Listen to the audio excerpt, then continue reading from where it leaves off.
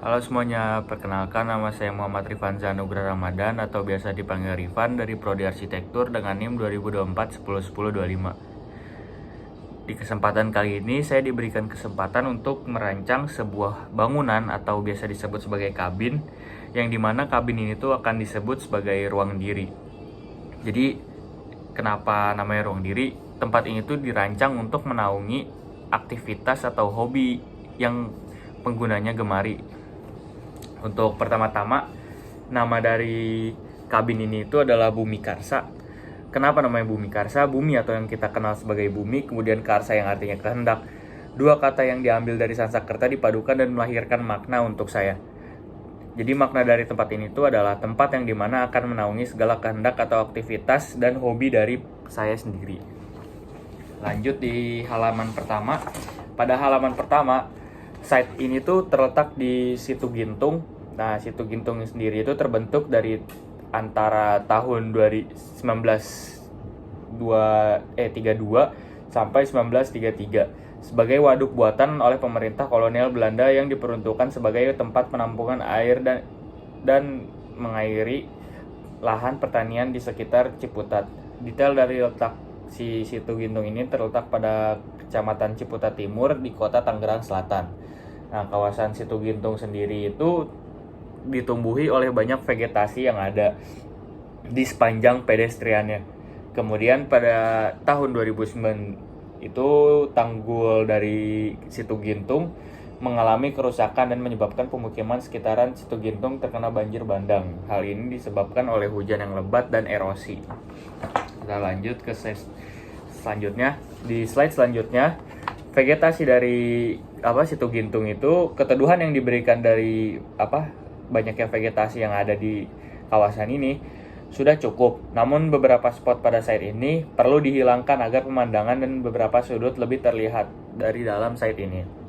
Lalu yang kedua, untuk pemandangan atau view, pemandangan yang tersaji pada site ini cukup memanjakan mata. Maka dari itu akan sayang jika bangunan ini tertutup dan kurang bukaan seperti kaca yang dapat membuat penggunanya menikmati pemandangan dari dalam bangunan.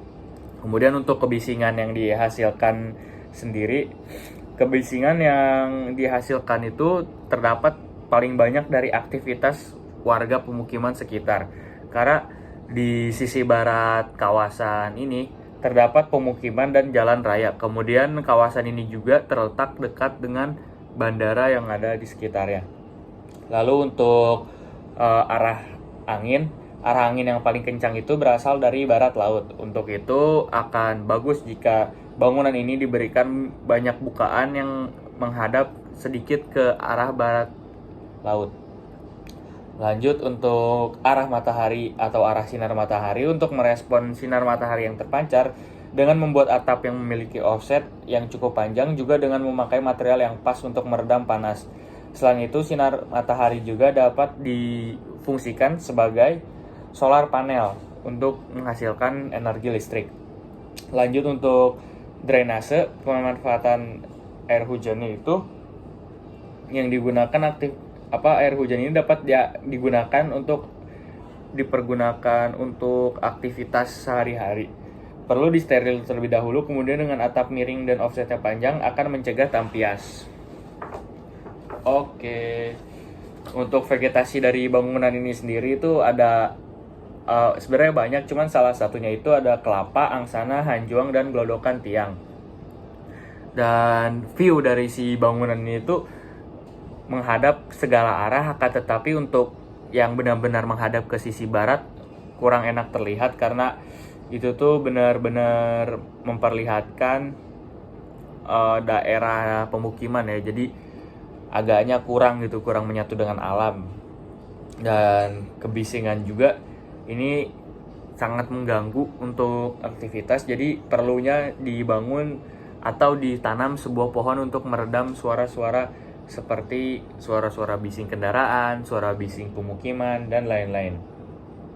Dan untuk iklim sendiri, iklim yang ada di kawasan ini tuh, karena kawasan ini terletak juga di negara Indonesia, jadi iklim yang ada tuh iklim tropis dan curah hujannya juga cukup tinggi. Dan curah hujan yang tinggi itu terjadi paling paling tinggi di bulan Januari dan paling kering di bulan Agustus. Dan untuk people activity-nya atau untuk warga sekitar aktivitasnya di kawasan ini, umumnya warga sekitar senang menangkap ikan, adapun jogging, dan pada sekitaran daerah persawahan ada kegiatan bercocok tanam. Dan sirkulasi dari si site ini sendiri memiliki jarak masuk atau entrance yang cukup jauh ya. Karena kita perlu masuk jika dari entrance terdekat itu dari kuburan dan jaraknya kurang lebih 1 kilometer lebih. Lanjut untuk programming, apa yang akan saya lakukan pada kawasan ini? Pada kawasan ini atau bangunan ini, kabin ini, saya akan merancang sebuah kabin yang akan menampung aktivitas saya. Contohnya seperti melukis, memasak, lalu otomotif atau ngebengkel. Juga ada kerajinan seperti membuat sesuatu, memahat kayu, dan lain-lain. Ada bermain gitar dan mendengarkan musik juga. Kemudian membaca buku dan minum kopi atau teh. Untuk personality saya sendiri itu saya INFP, penuh imajinasi, empati, idealisme, kreatif, inovatif, dan menyukai aroma serai. Dan untuk kreatif kabin ini, saya ingin menciptakan sebuah kabin yang dapat menampung atau menaungi kreativitas saya, melakukan aktivitas yang saya sukai dan di tengah hutan dan di tepi danau. Suara angin yang samar menggesek dedaunan, serta bunyi air yang bertabrakan dengan angin, membuat saya merasa tenang dan nyaman beraktivitas. Lanjut untuk furnitur yang akan saya pilih itu, yang pertama ada crafting table, kemudian ada canvas standing untuk saya melukis, kemudian ada standing lamp untuk saya membaca, ada reading chair atau sofa, coffee table untuk menadah gelas kopi saya atau teh saya, kemudian ada rak buku, ada rak untuk alat-alat bengkel juga, ada coffee maker untuk membuat kopi, kemudian ada gitar stand dan gitarnya, ada amplifier juga, dan ada barbecue grill untuk outdoor cooking, dan ada carpenting table, serta yang terakhir ada sofa bed untuk saya rebahan dan tiduran. Lanjut untuk bubble diagramnya ini, pertama lahan atau bangunan ini tuh diberikan kami diberikan luas lahan sebesar 20 meter persegi, dan saya membaginya menjadi 4 kali 5 meter. Untuk yang pertama, dari si meshing bangunan ini tuh ada side yang berbentuk persegi panjang, kemudian kita extrude, lalu kita push down di sisi bagian kirinya, lalu kita subtracting roof, kita subtract dulu, kita buat menyerupai tangga, lalu ada adding roof, lalu kita subtracting roof, yang ketujuh kita detailing and giving apertures, dan yang terakhir final looknya kayak seperti ini. Nah, untuk bubble diagramnya sendiri itu, yang pertama dari teras depan, kemudian akses masuk, ruang bersantai, ruang bermusik, ruang kerajinan, lalu menuju ke ruang kerajinan luar. Lalu ada satu lagi, bangunan ini memiliki mezanin, jadi akses masuk mezanin, kemudian ruang baca mezanin. Dan untuk di area sekitaran luar itu saya bisa melakukan di mana saja untuk melakukan aktivitas memasak di outdoor. Dan untuk space karakteristiknya, auditory yang ingin saya dapatkan itu adalah pengalaman suara desis dari angin menggesek dedaunan. Dan untuk aroma atau olfactory yang ingin saya dapatkan juga, saya menyukai harum serai untuk memberi wangian, karena serai itu memberikan saya ketenangan dan taktil atau tekstur yang ingin saya dapatkan dari bangunan ini adalah kayu agar saya merasa seperti menyatu dengan alam. Lalu untuk thermal sendiri, banyaknya bukaan dan lubang angin yang diberikan pada bangunan ini. Oke, kita lanjut. Untuk material yang akan saya gunakan adalah kayu sebagai material utama. Kayu sendiri ada dibagi menjadi dua jenis. Pertama, kayu ulin untuk struktur dari si bangunan, dan kemudian jati sebagai dinding dan langit-langit. Lalu lanjut ada bitumen sebagai penggunaan atap yang ringan, tahan cuaca panas maupun hujan. Kemudian ada kaca untuk material utama dari jendela, aluminium untuk digunakan sebagai frame dari jendela, dan GRC merupakan material ringan dan cocok digunakan di area outdoor, serta tahan dengan cuaca Indonesia yang berfungsi untuk material penangkap angin. Kenapa saya memilih kelima dari material ini tuh? Saya memilih material-material ini karena material ini memiliki warna dan nuansa yang menyatu dengan alam. Lanjut, kita di sini memiliki denah yang bisa dilihat sendiri. Jadi area masuk pertama itu dari pintu depan ini. Dan pintu yang saya pilih itu adalah pintu folding door. Kemudian masuk ke area tengah, ini sudah masuk ke ruang kerajinan. Di sini ruang kerajinan dalam tuh saya akan menggambar, melukis, atau membuat suatu kerajinan jika di luar hujan. Dan di sini ada sofa untuk saya beristirahat dan bermain gitar atau sekedar minum kopi. Lanjut, ini di denah lantai mezanin ya, ada tangga yang menuju ke atas untuk saya bersantai-santai, membaca buku dan sekedar bengong. Lalu di sini ada teras belakang juga untuk membuat kerajinan sambil memandangi pemandangan yang ada di situ Gintung. Nah, untuk potongannya sendiri dapat dilihat seperti ini.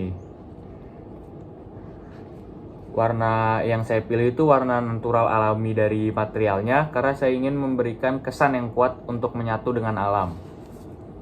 Dan untuk pada area belakang dari kawasan ini sendiri, jadi si bangunan ini saya rancang untuk menghadap ke arah selatan, pintu masuk di arah selatan, dan kemudian jarak dari pintu belakang keluar itu akan memberikan sebuah pemandangan dan sensasi yang memanjakan mata bagi saya. Diberikan full kaca pada area lantai 1 untuk menghadap dan melihat dari danau si Situ Gintung ini. Dan lanjut untuk struktur dan detail. Struktur yang saya gunakan adalah struktur pondasi kayu. Jadi yang pertama itu dari strukturnya itu ada tiang pondasi, kemudian ada kayu laci, dan yang terakhir ada kayu alas. Saya kenapa memakai struktur kayu juga karena saya rasa struktur kayu ini cukup kuat juga dan organik, jadi tidak merusak lahan sekitar dan bisa di lockdown. Kemudian lanjut untuk struktur sambungan kolom yang ada di ring balok itu, jadi ring balok kita join pakai pasak kepada kolom. Lalu ini untuk struktur atap yang kemudian ada sistem penangkap anginnya, jadi saya buat banyak ventilasi dan dia berada tinggi pada bangunan. Kenapa saya taruh atau saya letakkan di atas itu karena saya ingin memberikan jadi angin kencang yang berada dari atas akan terarahkan ke bawah, karena dari atas kecil lalu ke bawah luas, dia akan mendinginkan, jadi penyejuk alami dari si ruangan atau suhu dari bangunan ini. Dan kemudian ini ada perspektif eksterior, dan ini perspektif interior, bagaimana saya akan melukis dan melihat pemandangan yang ada di depan untuk sekedar kabur dari realita yang ada. Dan masuk ke halaman terakhir, ini adalah pemandangan bagaimana bangunan ini akan terlihat.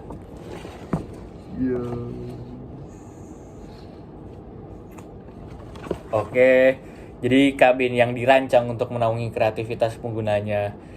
Penggunaan dari material bangunan yang didominasi oleh kayu ini diperuntukkan agar terasa menyatu dengan alam. Selain itu juga karena pemilihan material organik ini juga agar tampak muka bangunan tetap selaras dengan alam sekitarnya.